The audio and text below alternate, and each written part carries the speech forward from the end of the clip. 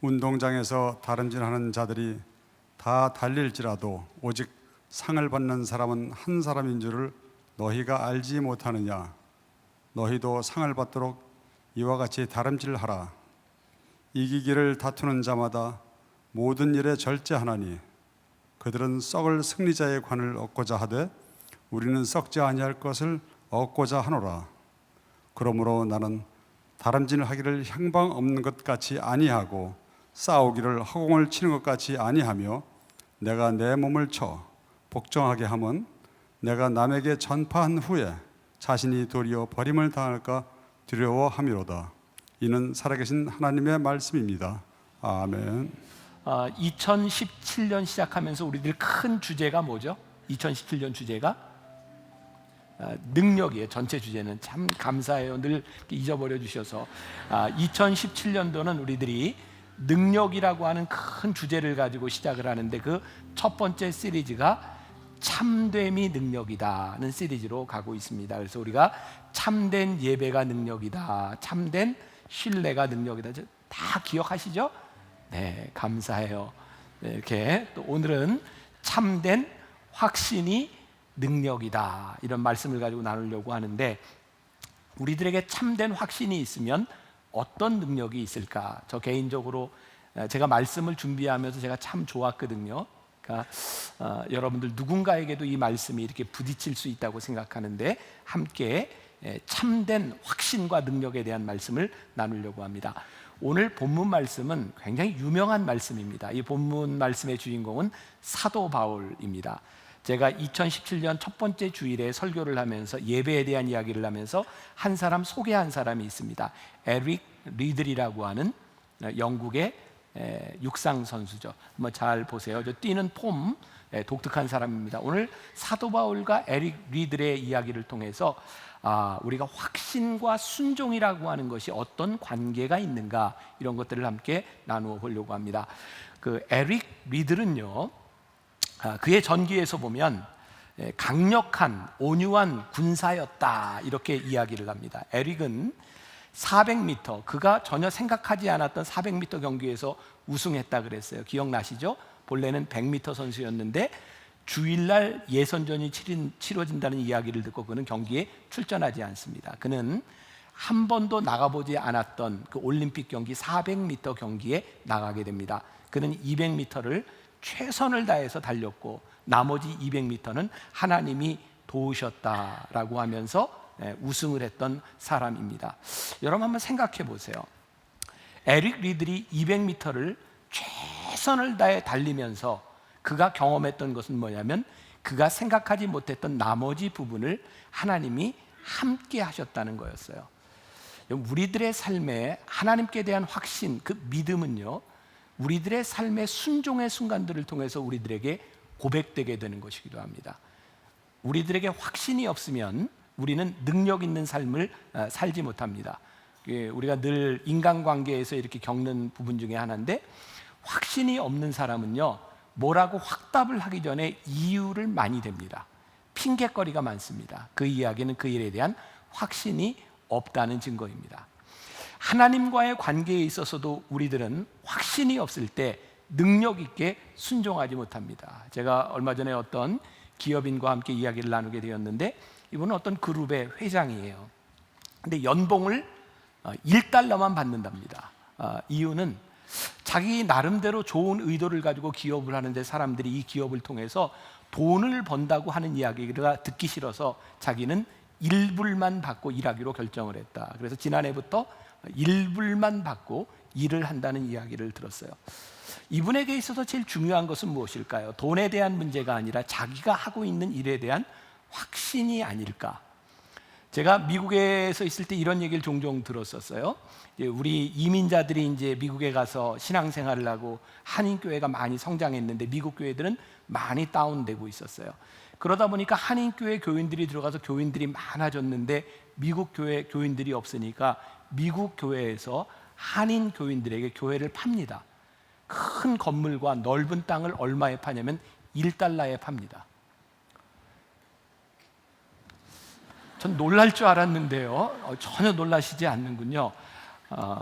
$1에 파는 이유는 뭘까요? 그분들에게 어떤 마음이 있냐면 교회는 건물이나 재산이 아니다 라는 생각이 있기 때문에 돈에 대한 가치가 아니라 예배를 드리는 공동체로 양보할 수 있는 겁니다.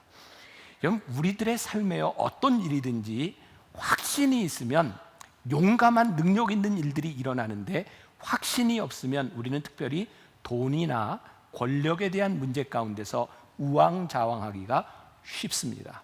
저는 오늘 말씀을 준비하며 저와 여기 예배드리는 우리들 모두에게 정말 우리들에게 주시는 확신이 우리들의 삶을 능력 있게 만들어가는 것을 경험하고 간증할 수 있는 사람이 되었으면 좋겠다, 그런 마음의 소원을 가지고 말씀을 나누려고 합니다.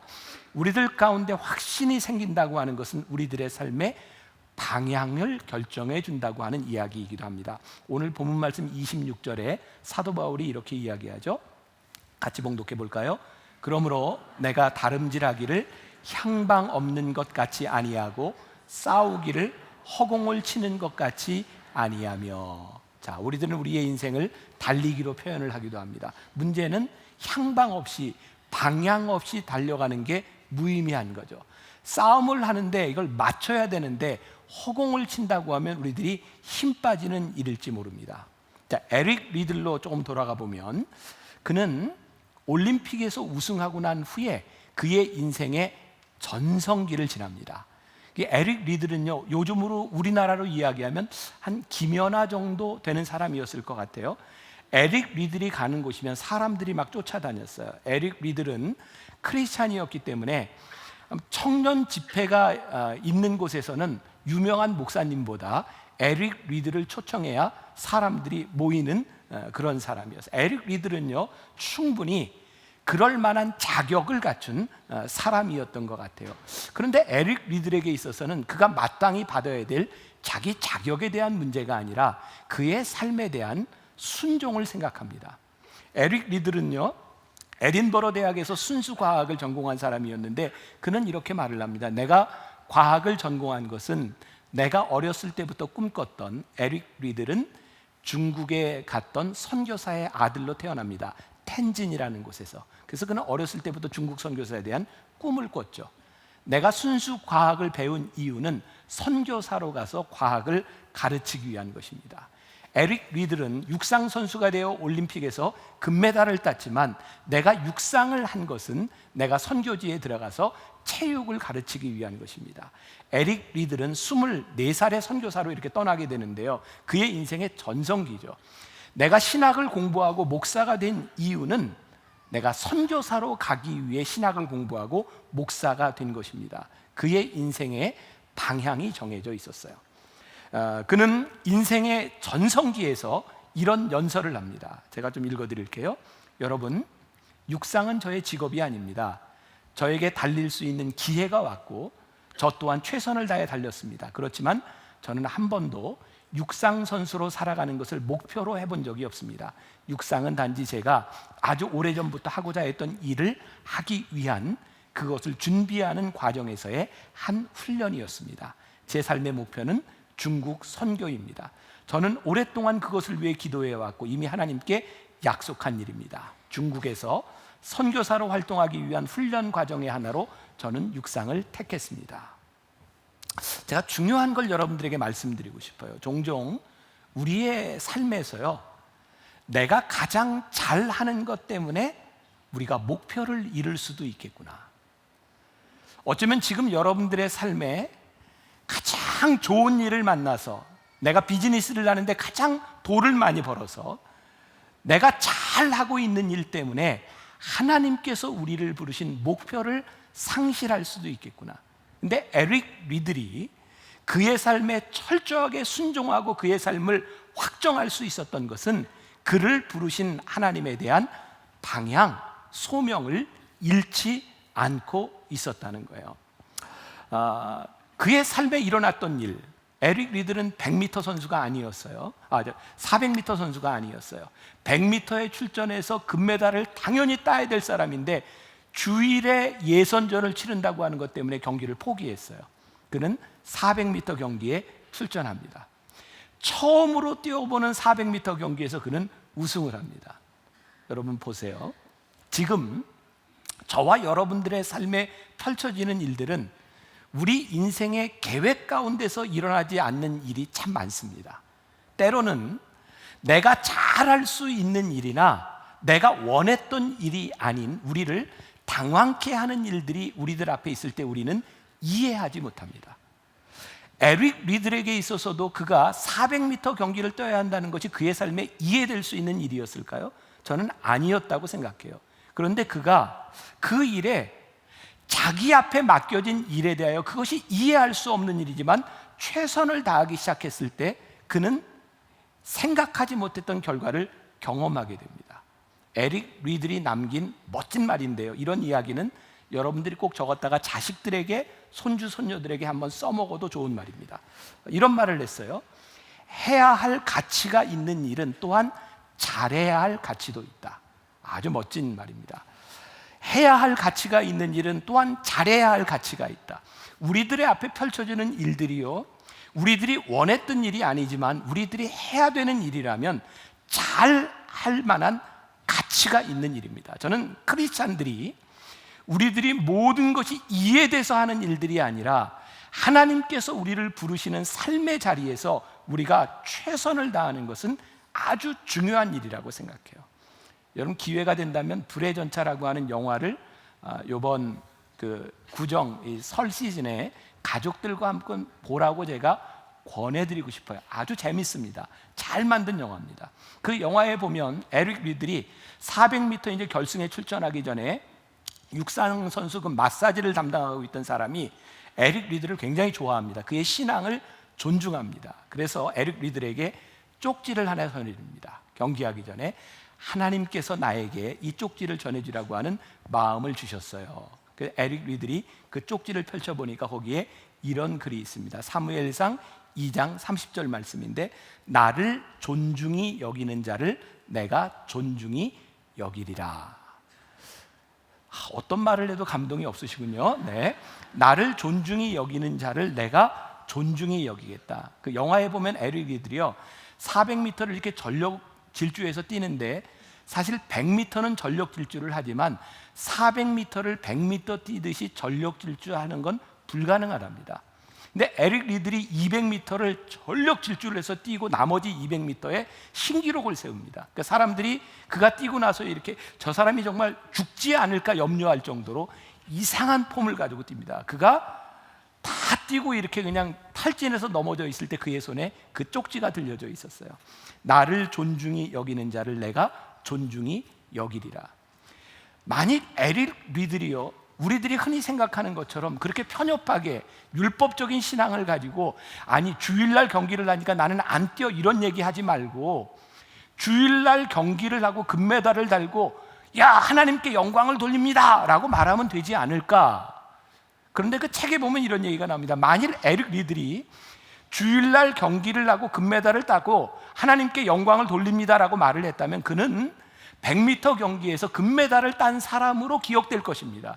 근데 에릭 리들은요 이 과정을 통해서 하나님이 그를 존귀히 여기시는데 그가 가는 곳마다 그가 전하는 말씀을 들으려고, 그리고 그를 통해서 하나님께서 수많은 젊은이들의 가슴 속에 불을 붙여주셨어요. 그는 금메달을 딴 사람으로 기억된 것이 아니라 많은 젊은이들의 삶에 불을 붙였던 한 신앙인으로 기억됩니다. 아주 중요한 일이라고 생각해요.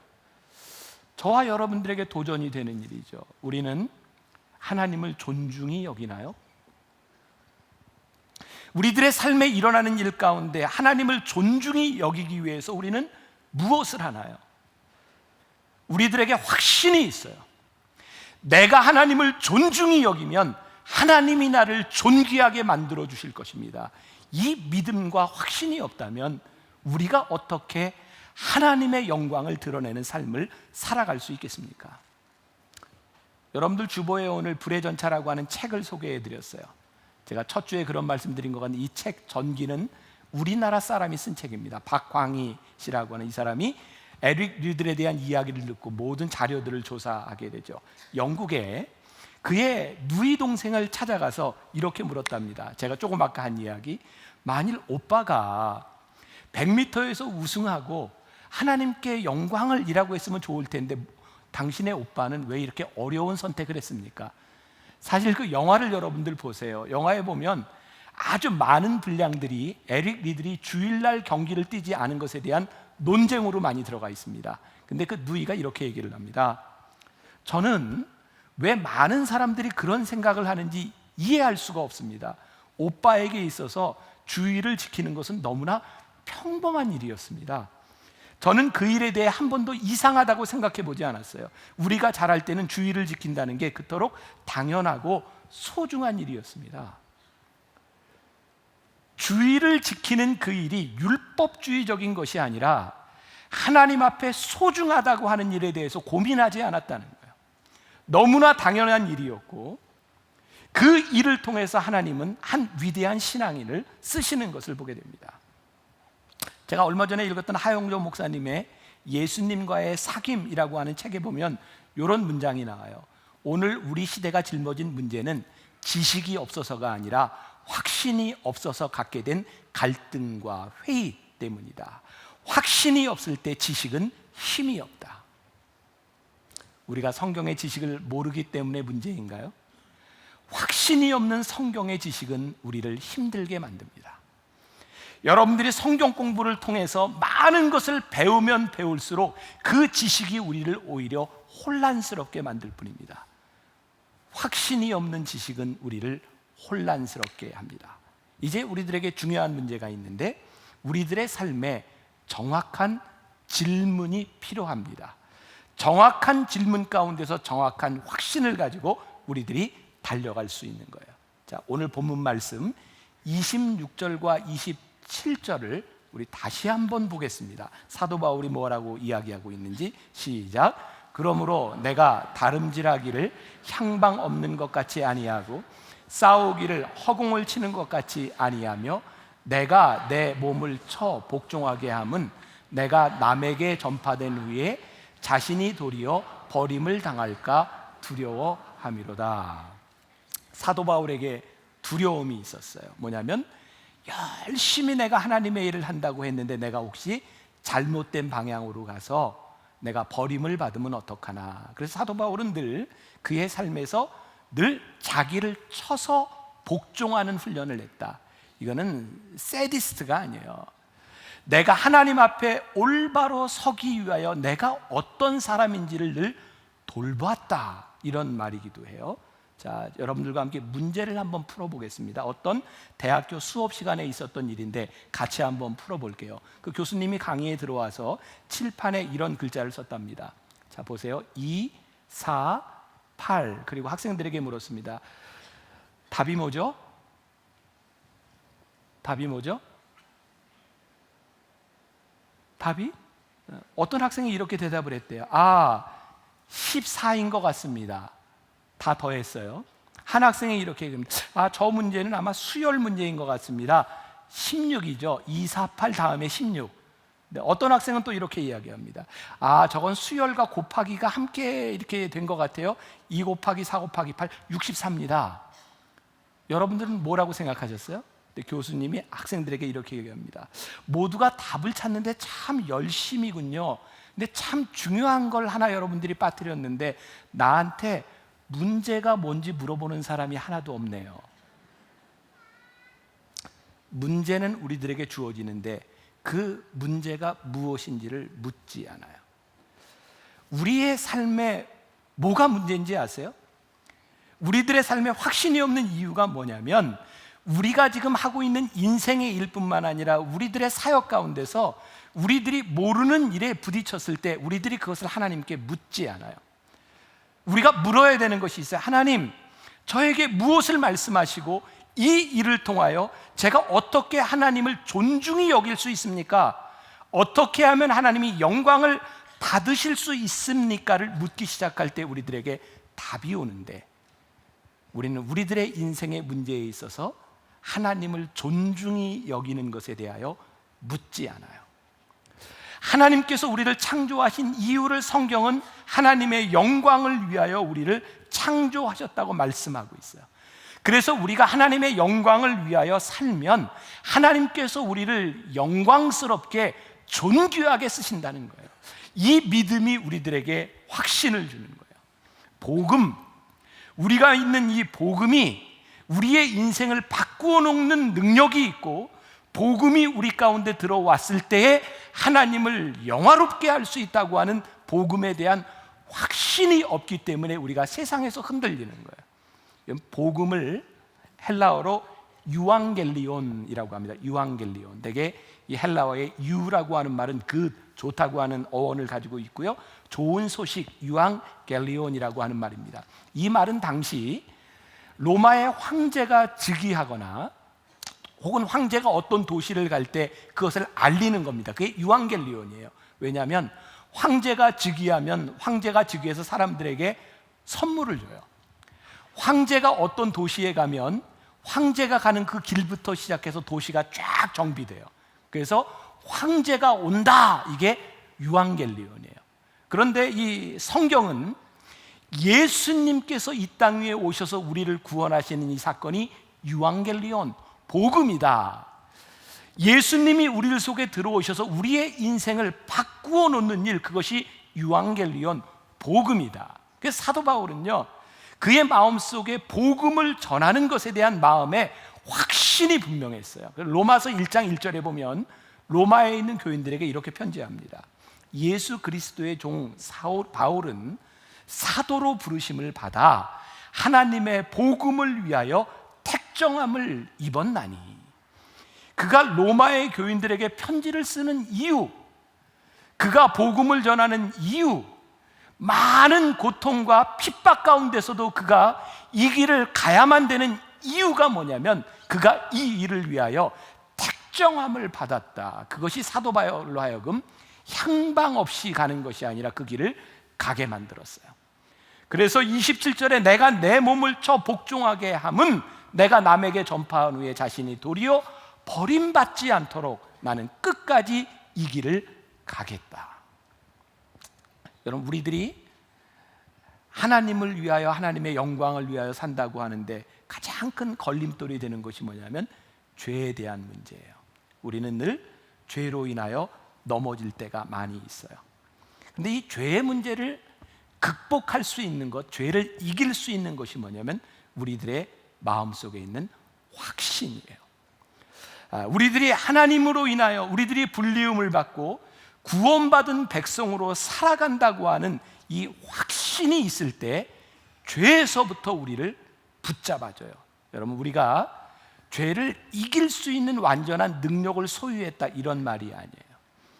우리들 속에 확신이 있을 때 넘어져도 일어설 수 있고 우리를 붙잡아주는 거예요. 올 초에 신문에 보니까 연초가 되면 담배를 끊으려고 결심하는 사람들이 참 많답니다. 술, 담배 끊으려고 많이 결심들 하시죠. 우리 교회는 담배 피는 분이 아무도 안 계신가요?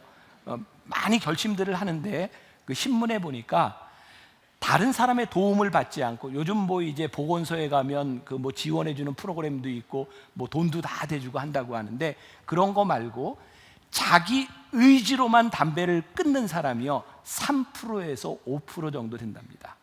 여러분, 의지로 담배를 끊는 게 쉽지 않습니다. 그런데 3%에서부터 5%의 사람은 의지로 담배를 끊습니다. 우리의 의지로 죄를 이길 수 있다, 그럴 만한 능력이 우리들에게 있는 것은 아닙니다.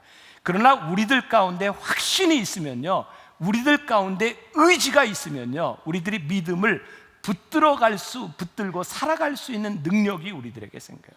근데 우리가 그 능력을 갖지 못하고 너무 쉽게 포기하고 넘어지는 거죠. 제가 한 가지 이야기를 좀 해드리려고 하는데 재밌는 이야기입니다. 제가 지금 같은 분위기로는 제가 굉장히 힘들 것 같아요. 잘 반응을 좀 하세요. 어떤 남자가요, 하나님께 기도했답니다. 하나님, 저 예쁜 여자하고 저 결혼하게 해주세요. 제가 저 여자하고 결혼하면 절대 바람 피지 않겠습니다. 만일 바람 피면 하나님 저를 죽이셔도 괜찮습니다. 그래서 이제 기도가 이루어졌어요. 그 여자 결혼을 하게 되었고요. 근데 살다 보니 바람을 피게 됐습니다. 이 남자에게 두려움이 찾아왔어요. 왜냐하면 하나님께 약속한 것이 있으니까. 근데 조금 시간이 지났는데 안 죽는 거예요. 그래서 몇 번 더 바람을 폈답니다. 그리고 이제 3년이라는 세월이 흘러서 이제 배를 타고 가게 되었는데 풍랑을 만나서 배가 뒤집힐 것 같은 거예요. 갑자기 하나님께 약속한 것이 생각나. 하나님이 날 죽이시면 어떡하나, 약속이 생각난 거예요. 근데 주변을 보니까 배 안에는 100여 명의 사람들이 함께 타고 있는 거예요. 안심이 된 거죠. 나 하나 때문에 하나님이 저 사람들을 다 죽이시지는 않겠지. 그때 하나님께서 이렇게 말씀하십니다. 내가 너 같은 놈 100명 모으느라 3년 걸렸다. 이렇게 말씀을 하셨다는 거예요. 우리가 약속을 한다. 하나님 앞에 우리들이 기도한다. 그런다고 해서 우리들이 그것을 다 지킬 만한 능력이 있는 것은 아닙니다. 그런데 우리들에게 제일 두려운 게 뭔지 아세요? 우리들이 죄를 짓는데 하나님께서 바로 우리를 징계하지 않으신다는 거예요. 그때 우리는 죄에 대해서 무감각해지기 시작합니다. 하나님이 우리를 심판하지 않으신다고 하는 것은 우리의 죄를 하나님이 그냥 놔두신다는 것이 아니라 유보하고 계시다는 거예요. 근데 우리들이 그것을 잊으면 죄에 대하여 무감각하게 되고 우리들의 삶이 능력을 잃어갑니다. 또 하나의 문제는 뭐냐면 예수님을 오래 믿은 사람들이 죄를 짓는 문제보다 더 심각한 것 중에 하나는 확신이 없는 삶을 살아가며 무기력해지고 좌절감에 빠진다는 겁니다. 우리가 하나님을 믿는 가장 중요한 특권과 증거는 우리들 속에 있는 활력과 능력이거든요. 내가 예수님을 믿기 때문에 내 삶에 주신 그 능력으로 말미암아 내가 달려갈 길을 달려가는 능력 있는 삶을 살아야 되는데 우리는 죄로 인하여 무감각함과 좌절감으로 인하여 우리들이 그 능력을 잃어버리고 살 때가 많은 거예요. 저희가 변화산 기도회 때 이 강단 위에 십자가 2개를 이렇게 놓쳐 기억하시죠? 거기에 우리 기도 제목을 이렇게 꽂도록 되어 있습니다. 거기에 꽂는 기도는 우리 마음의 무거운 짐을 내려놓는 기도. 그래서 다른 사람은 아무도 보지 않고 저만 볼고 제가 목회자 제사장의 마음으로 여러분들이 힘들어하는 그 기도 제목을 가지고 제가 함께 기도하고 다 그 자리에서 불러 태웁니다.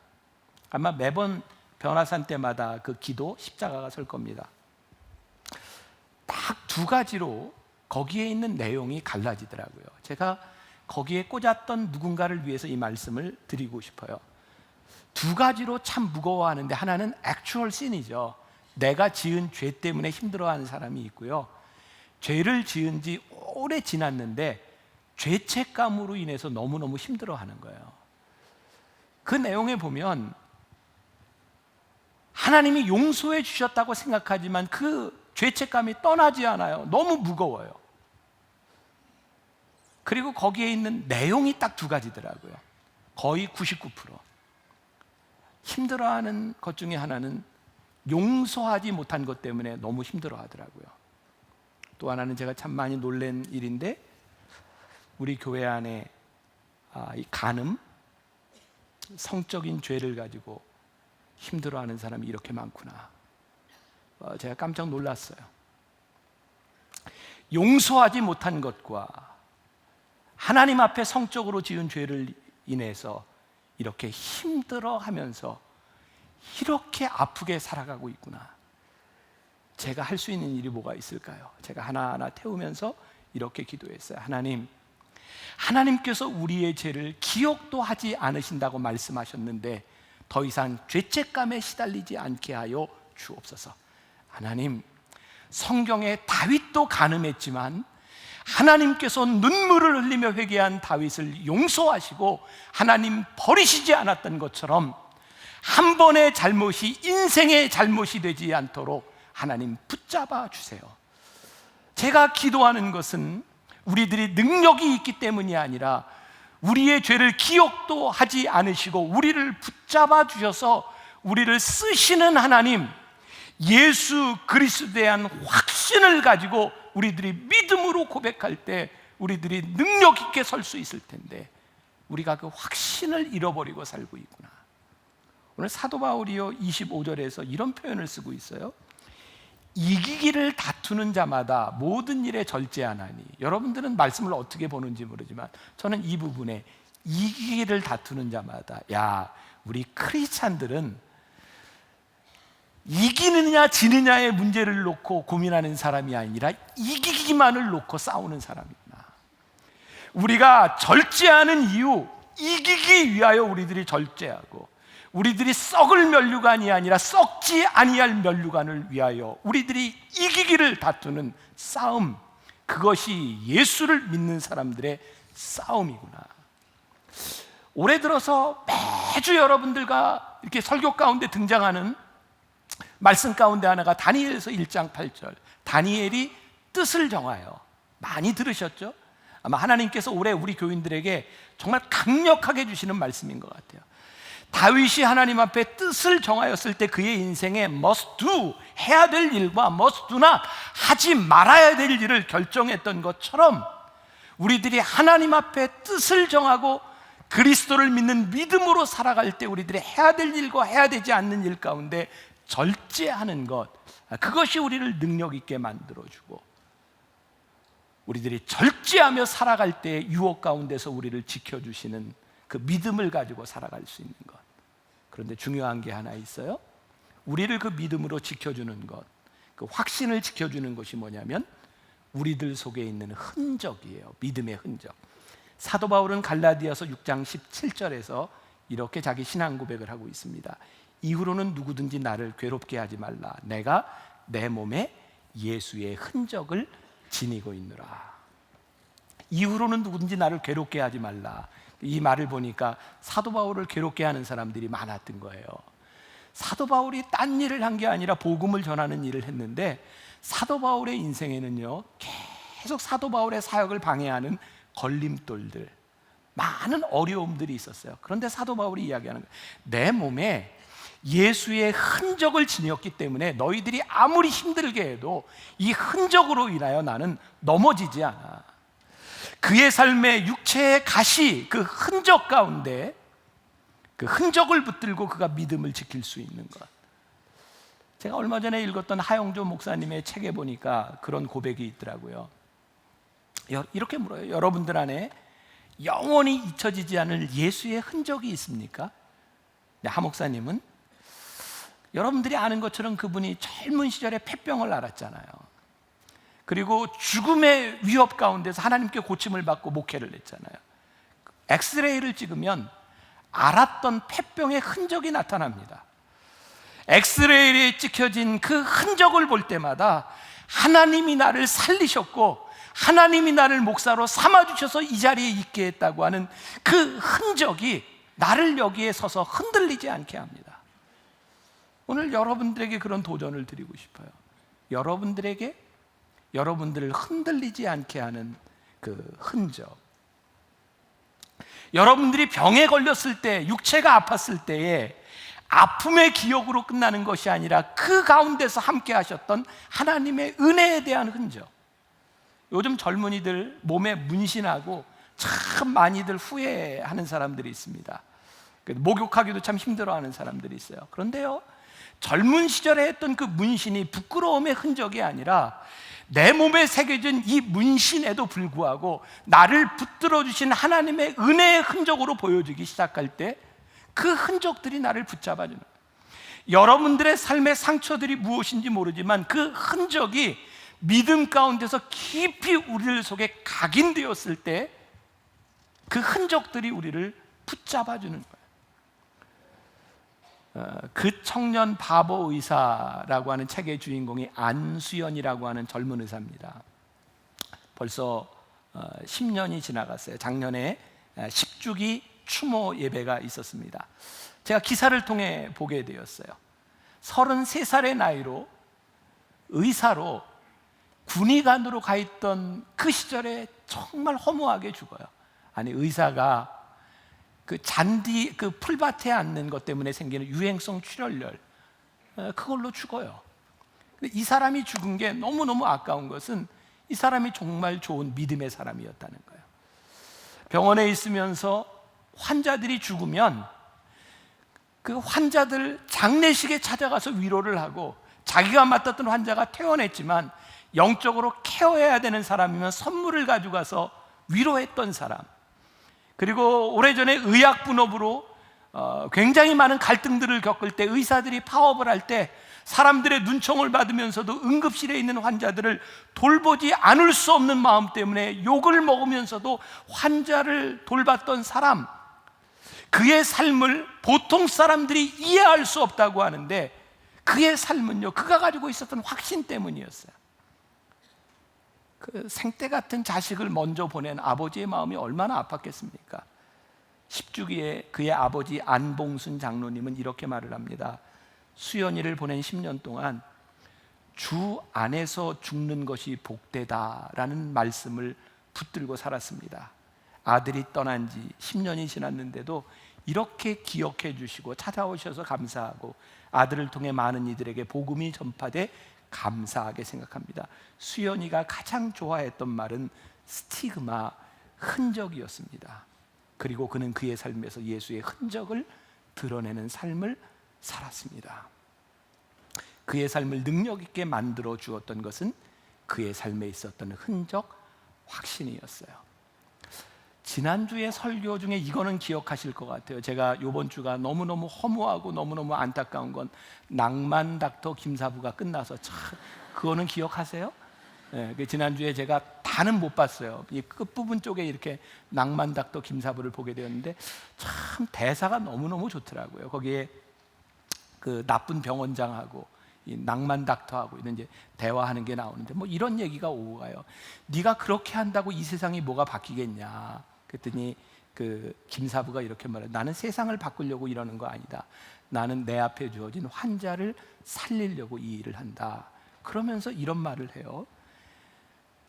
이 세상에 아직 의사 사장이 되고 싶어 하는 사람보다 의사 선생님 되고 싶어 하는 사람이 많다고 나는 믿는다. 그래서 세상이 바뀔 수 있다고 믿는 거죠.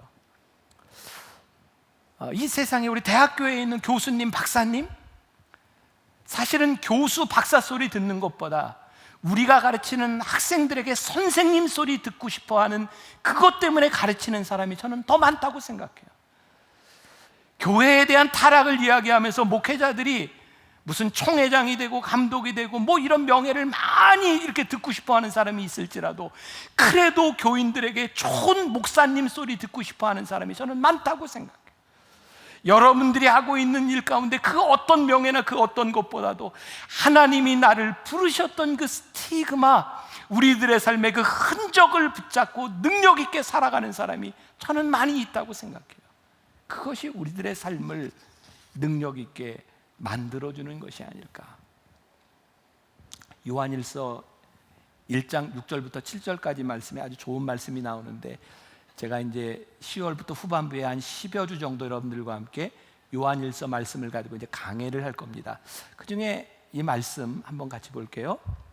만일 우리가 하나님과 사귐이 있다 하고 어둠에 행하면 거짓말을 하고 진리를 행하지 아니함이거니와, 그가 빛 가운데 계신 것 같이 우리도 빛 가운데 행하면 우리가 서로 사귐이 있고 그 아들 예수의 피가 우리의 모든 죄에서 깨끗하게 하실 것이요. 말씀 안에 살게 되면 하나님의 사랑이 우리 안에 있고요, 예수의 피로 우리들이 깨끗하게 되는 것, 바로 예수님과 우리들 사이에 사귐이 있는 거예요. 저는 우리들이 예수 그리스도와 함께 사귐이 있을 때 우리 안에 가장 강력한 확신이 우리들 속에서 반복되고 확인될 수 있다고 생각해요. 요즘 한국 교회에 좀 창피한 SNS 논쟁이 좀 있어요. 어떤 교회에서 우리 교회가 한국의 랭킹 3위인 교회인데 누가 우리를 이렇게 뭐 흔드냐 그랬더니, 또 어떤 목사님이 랭킹 3위를 흔들면 안 되면 메리까지 흔들면 되냐 뭐 이러면서 막 이렇게 막 논쟁이 붙었어요. 그 논쟁을 보면서 우리가 참 부끄럽게 생각하는 것은, 교회를 규모, 크기, 언제부터인가 우리들이 세상의 기준에서 교회를 보기 시작했고, 교회를 흔든다고 하는 일들 가운데 우리들이 하나님 앞에 얼마나 제대로 서 있는가를 보는 것이 아니라 우리들이 받는 손해, 그런 것들 때문에 참 힘들어하는 일들, 교회는 커지고 교회가 참 많은 일들을 하고 있는데 우리 안에 계신 주님과의 사귐을 잃어버리고 있구나.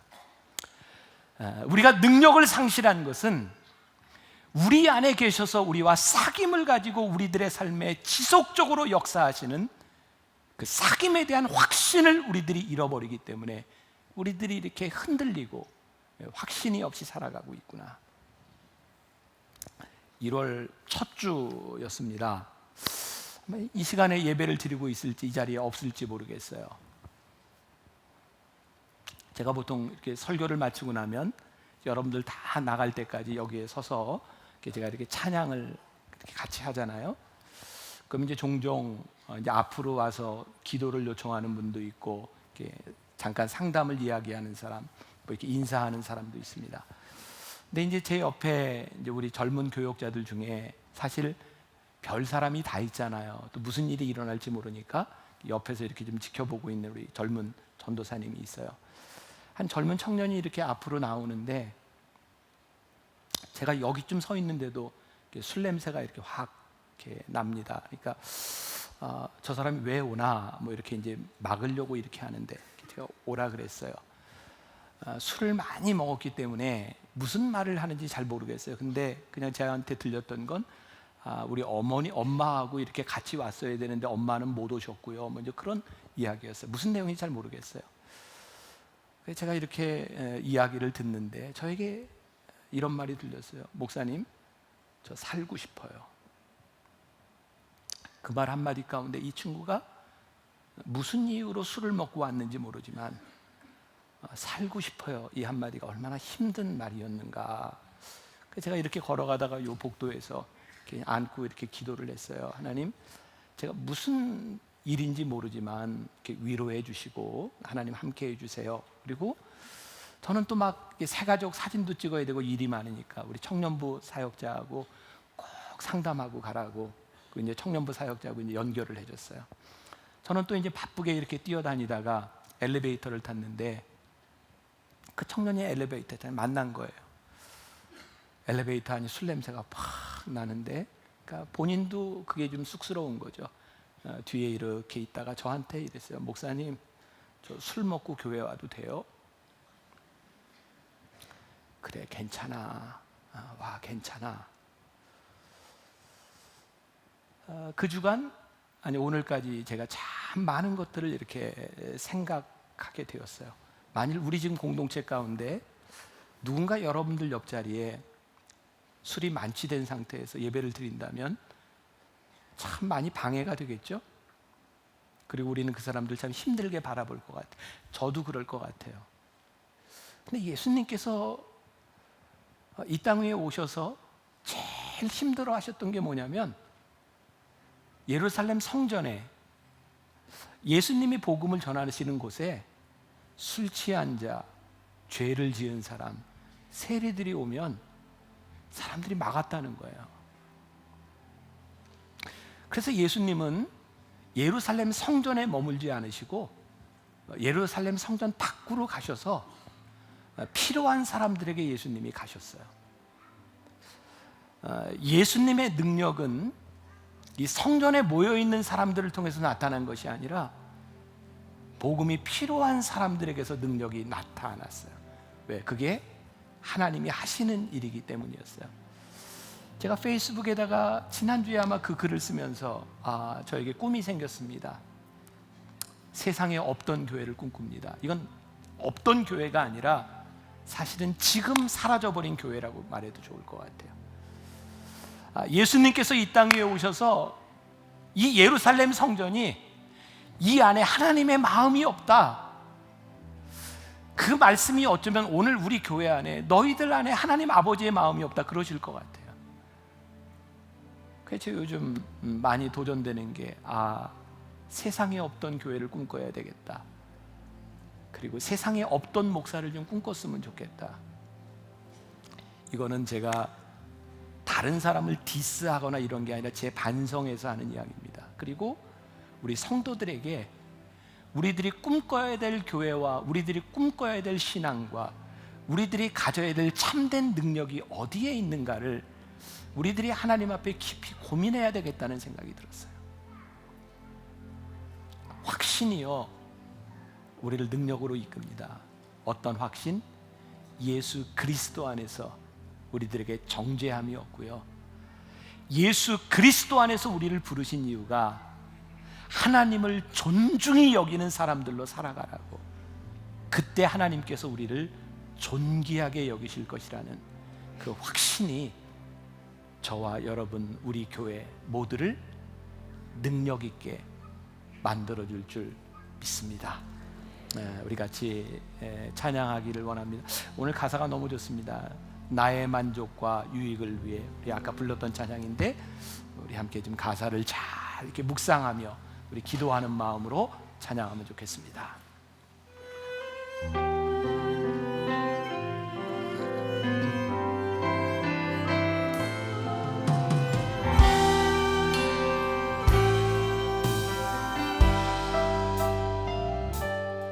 나의 만족과 유익을 위해 가지려 했던 세상 일들 이젠 모두 다 애로 여기고 주님을 위해 다 버리네.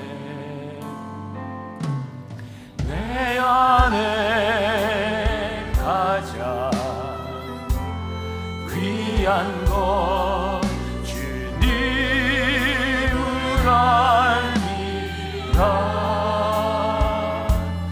모든 것 되시며 의와 기쁨 되신 주 사랑합니다. 부활의 능력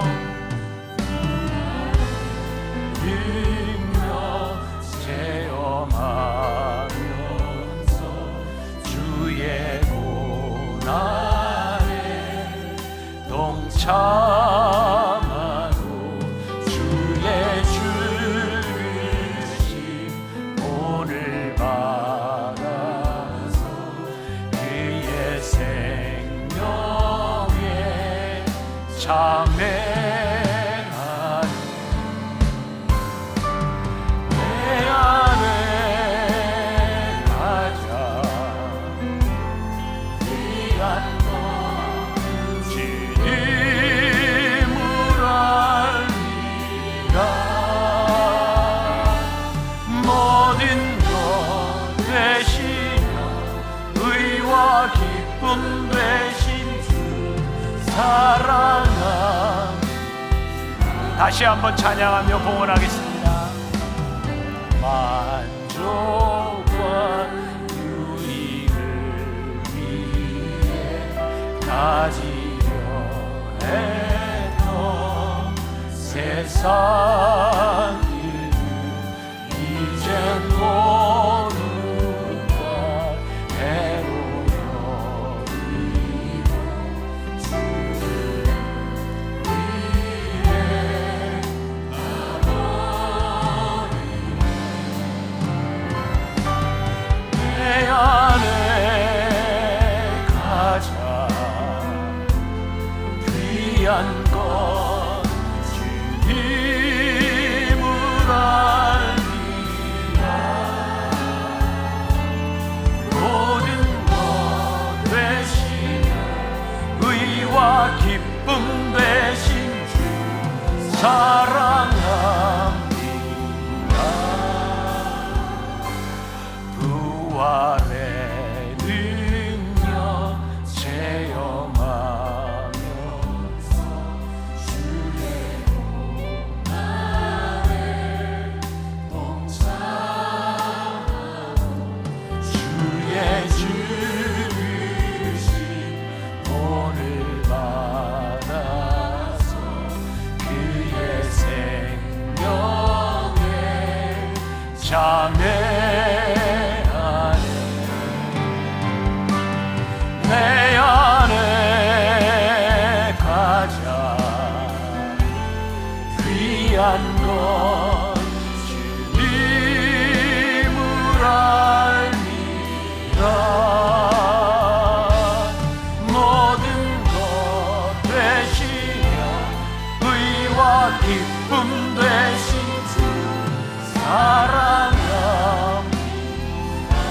안에 가장 귀한 것, 내 가장 귀한 것, 이를 알리라. 모든 것 되시며 의와 기쁨 되신 주 사랑함. 내 안에 가장 귀한 것, 내 가장 귀한 것, 이를 알리라.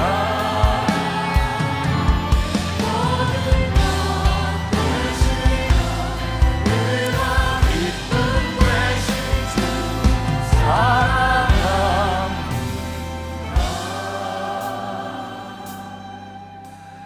나의 주.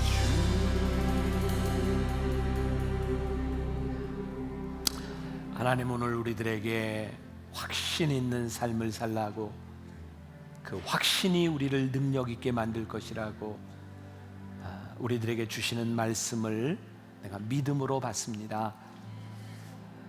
우리가 살아왔던 나를 돌아보니 참 나의 만족과 나의 유익을 위해 살았던 일들, 그래서 참 쉽게 유혹에 넘어지고 죄에 넘어졌던 우리들의 모습들, 우리가 오늘 하나님 앞에 능력 있는 삶을 살아가기 위하여 내 속에 살아계신 예수 그리스도가 내 삶에 사귐이 있는 나를 인도하시는 하나님인 것을 고백하게 하여 주옵소서.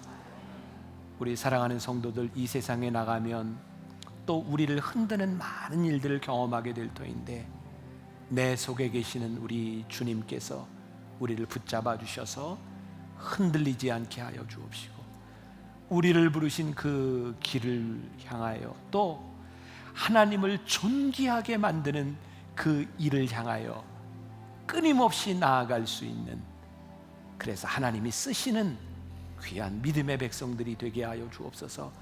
오늘도 하나님 앞에 드려진 귀한 예물, 우리 믿음의 고백, 헌신을 기뻐 받으시고, 무엇보다 어려운 때를 지나가고 있는 우리 성도들, 육신의 연약함으로 힘들어하는 사람들, 깨어진 관계로 인하여 아파하는 사람들, 용서하지 못함으로 인하여 하나님 앞에 힘들어하며 또 죄책감 가운데 있는 우리 성도들, 하나님 기억하셔서 힘이 되시고 능력이 되시고 해결자가 되어 주옵소서.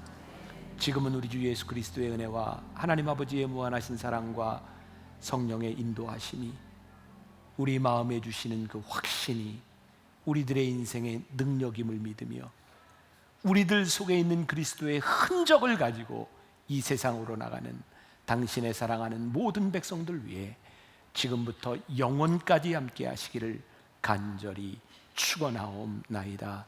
아멘.